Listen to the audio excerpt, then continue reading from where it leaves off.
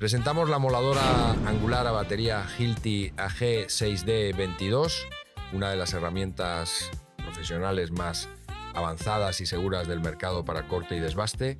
Esta moladora pertenece a la última generación de Hilti y destaca en primer lugar por su funcionamiento a batería en la plataforma Neuron, lo que te da total libertad de movimiento sin renunciar a la potencia de una herramienta con cable. Trabaja a 21,6 voltios utilizando baterías de larga duración que garantizan más cortes por cada carga, haciendo tu jornada mucho más eficiente.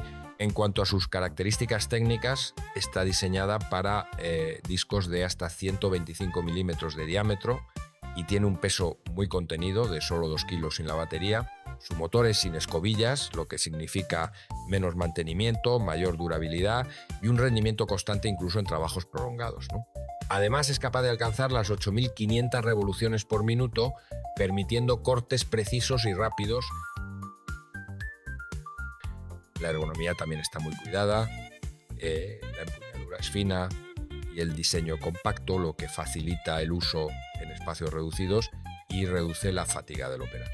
Uno de los principales elementos que hacen única a esta moladora es su sistema de seguridad de última generación. Incorpora la innovadora tecnología SenseTech de activación táctil. La máquina solo se pone en marcha cuando detecta tu mano en la empuñadura y se apaga de inmediato si la sueltas, minimizando el riesgo de accidentes por arranques involuntarios. Además cuenta con el control activo del par 3D que detiene el giro del disco al instante si detecta un bloqueo o retroceso repentino, protegiendo al trabajador frente a tirones peligrosos en cualquier dirección. En cuanto a sus aplicaciones, la Hilti AG6D22 es una herramienta sumamente versátil.